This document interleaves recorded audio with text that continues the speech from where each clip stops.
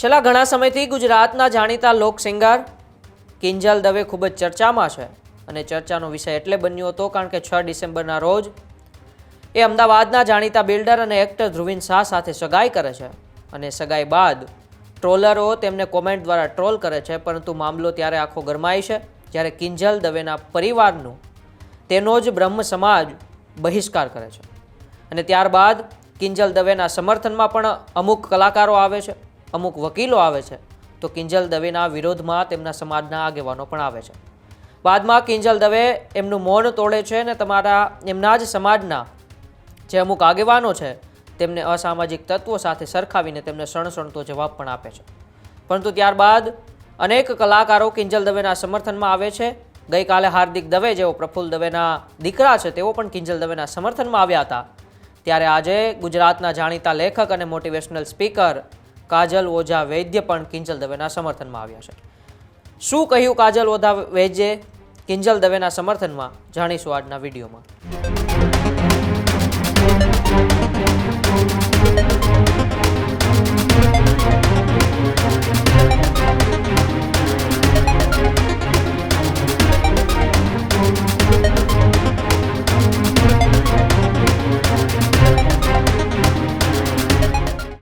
કિંજલ દવેનું નિજી જીવન છેલ્લા લગભગ 10 દિવસથી ખૂબ જ ચર્ચામાં છે અને તે ચર્ચામાં એટલે છે કારણ કે તેઓ ધ્રુવીન શાહ એટલે કે આંતરજ્ઞાતીય એક સગાઈ કરે છે અને સગાઈ બાદ તેમનું બ્રહ્મ સમાજ છે તે તેમના પરિવારને સંપૂર્ણ રીતે બહિષ્કાર કરે છે, બરતરફ કરે છે અને ત્યારબાદ કિંજલ દવેના સમર્થનમાં અમુક આગેવાનો આવે છે તો અમુક કિંજલ દવેના વિરોધમાં પણ આવે છે.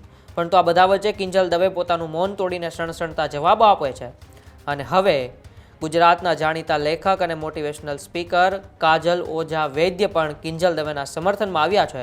આવો પહેલાં સાંભળીએ કાજલ ઓઝા વૈદ્યે કિંજલ દવેના સમર્થનમાં આવતા શું કહ્યું. આપણો સમાજ દીકરીઓને પાંખો આપે છે, પણ કેટલું, કેવી રીતે, કઈ દિશામાં ઉડવું એ નક્કી કરવાનો અધિકાર પોતાની પાસે રાખવા માંગે છે. આવું શક્ય નથી, પોસિબલ જ નથી. પંખી પણ પોતાના બચ્ચાને એકવાર ઉડતા શીખવાડીને પછી એની દિશા, ગતિ કે મંઝિલ પણ નક્કી કરવાનો અધિકાર પોતાની પાસે રાખતું નથી. હા, હું કિંજલની વાત કરું છું. કિંજલનો વાંક એ નથી કે એણે બીજી જ્ઞાતના છોકરા સાથે લગ્ન કરવાનું નક્કી કર્યું. કિંજલનો વાંક એ છે કે સફળ છે, નાની ઉંમરે સફળ છે અને માટે એ ચર્ચામાં છે. કેટલીય જ્ઞાતિની દીકરીઓ કેટલાય બીજી જ્ઞાતિના દીકરાઓ સાથે લગ્ન કરતી હોય છે. કિંજલ ચડી છે ચર્ચાના ચકડોળે કારણ કે એ સક્સેસફુલ છોકરી છે અને નાની ઉંમરે સક્સેસફુલ છે.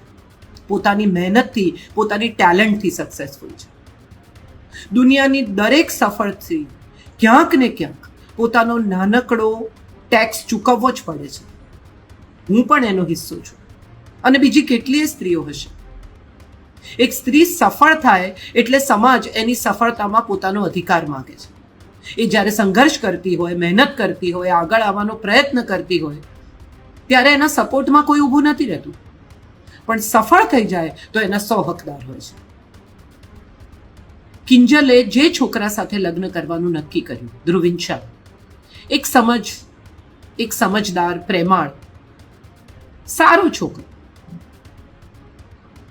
એક વ્યવસ્થિત પરિવારમાંથી આવતો, ધાર્મિક અને વ્યવસ્થિત વેલ સેટલ છોકરો. તો એમાં એણે શું ખોટું કર્યું છે? અને ધ્રુવીને ક્યાં જન્મ લેવો એ ધ્રુવીનને પૂછવામાં નહોતું આવ્યું. એ બીજી જ્ઞાતિનો છે એટલો જ એનો ગુનો. આપણે કઈ સ્થિતિમાં, ક્યાં, કઈ દિશામાં જઈ રહ્યા છીએ? જ્ઞાત બાર તો નરસિંહ મહેતાને મૂક્યા હતા કિંજલ. આજે એને આદિ કવિ માનીને આપણે સૌ એમનો આદર, એમની પૂજા કરીએ છીએ, એમના પ્રભાતિયા ગાઈએ છીએ. It's all right, it's your life. તારે જ નક્કી કરવાનું છે કે તારે શું કરવું. બીજા લોકો જે પણ વિચારતા હોય, કદાચ તારા ભલા માટે જ વિચારતા હોય તો પણ નિર્ણય તારો છે, પરિણામ તારે ભોગવવાના છે. અને એક વાત નિશ્ચિત કરી લે કે તારું મન, તારો આત્મા, તારી ઈચ્છા અને તને જે યોગ્ય લાગે એ જ તારા જીવન માટે સત્ય છે. ચાલો આપણે બધા સાથે મળીને 2026 તરફ આગળ વધી રહ્યા છીએ ત્યારે મનને થોડું મોટું કરીએ. પૈસા કમાવાથી, ધાર્મિક થઈ જવાથી, મંદિરો બાંધવાથી કદાચ પ્રગતિ કે વિકાસ નહીં થાય. મન મોટા કરવાથી, હૃદય ખોલવાથી, બીજી વ્યક્તિને સમજવાથી, સહિષ્ણુ થવાથી, ક્ષમા કરવાથી કદાચ પ્રગતિ કે વિકાસ થઈ શકે. તો ચાલો એ પણ કરી જોઈએ. કાજલ ઓઝા વૈદ્યએ કહ્યું કે આપણો સમાજ દીકરીઓને પાખો આપે છે. કઈ દિશામાં ઉડવું તે સમાજ નક્કી કરવા માગે છે. કિંજલમાં વાક એ નથી કે સમાજની બહાર લગ્ન કરવાનું નક્કી કર્યું છે. કિંજલનો વાક એ છે કે તે સફળ અને નાની ઉંમરે સફળ છે. એ સફળ છે એટલા માટે તે ચર્ચામાં છે. દીકરી જ્યારે સંઘર્ષ કરે છે ત્યારે કોઈ તેની સામે નથી જોતું. કિંજલ જેની સાથે સગાઈ કરી તે વ્યવસ્થિત અને ધાર્મિક પરિવાર છે. તો નાત બહાર તો નરસિંહ મહેતાને પણ મુકાયા હતા. તેમને આદિકવિ માનીએ પણ પૂજા કરીએ છીએ અને પ્રભાતિયા અત્યારે પણ ગાઈએ છીએ, તેવું કાજલ ઓઝા વૈદ્યએ કહ્યું હતું. કાજલ ઓઝા વૈદ્યએ કહ્યું કે કિંજલ દવેનો કોઈ વાક નથી. કિંજલ દવે એટલે ચર્ચામાં છે ને એટલે તેમને નાત બહાર કરવામાં આવી છે, કારણ કે એક સફળ છે અને નાની ઉંમરમાં સફળ થઈ છે. જ્યારે પણ સમાજને જરૂર હોય ત્યારે કિંજલ દવે પોતાનો ફાળો આપતી હોય છે, પરંતુ કઈ દિશામાં ઉડવું તે સમાજ નક્કી કરવા અત્યારે માગે છે ને તેને લીધે કિંજલના વાક નથી છતાં પણ સમાજે તેમને બહાર કરી છે. એ અત્યારે સમાજની ક્યાંક ને ક્યાંક સારો નિર્ણય ન હોય તેવું કાજલ ઓઝા વૈદ્યએ ગણાવ્યું છે. દીકરી જ્યારે સંઘર્ષ કરે છે ત્યારે કોઈ તેની સામે નથી જોતું તેવું પણ કાજલ ઓઝાએ કહ્યું હતું.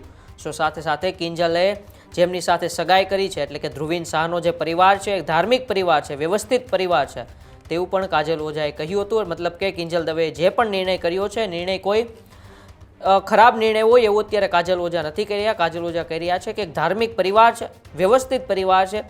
કહેવાય કે ધ્રુવીન શાહ બિલ્ડરમાં સારી એવી રિયલ એસ્ટેટ સાથે જોડાયેલા ધંધાકીય પરિવાર સાથે જોડાયેલા છે અને સાથે સાથે તેઓ એક્ટર પણ છે અને વ્યવસ્થિત પરિવારમાંથી આવે છો.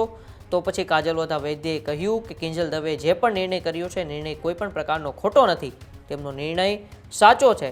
નરસિંહ મહેતાને પણ આપણે તો નાત બહાર કર્યા હતા, પરંતુ તેમને પણ અત્યારે આદિકવિ માનીને તેમની પૂજા પણ કરીએ છીએ અને પ્રભાત્ય પણ આપણે ગાઈએ છીએ, તેવું કાજલ ઓઝાએ કહ્યું હતું. મતલબ કે માણસ પોતાના કર્મથી મહાન બનતો હોય છે, નાત જાતથી મહાન નથી બનતો, તેવું કાજલ ઓઝા વૈદ્યએ કિંજલ દવેના સમર્થનમાં આવતા પોતાનું નિવેદન આપ્યું છે. ત્યારે છેલ્લા 10 દિવસથી લગભગ કિંજલ દવે ખૂબ ચર્ચામાં છે અને ફરી આજે વધુ એક કલાકાર, એક ગુજરાતના જાણીતા લેખક અને મોટિવેશનલ સ્પીકર કાજલ ઓઝા વૈદ્યએ તેના સમર્થનમાં આવતા આ નિવેદન આપતા ફરી એક વખત હવે કિંજલ દવેના પરિવારનો જે બહિષ્કાર કરવામાં આવ્યો છે તેની ઉપર સવાલો ઊભા થઈ રહ્યા છે.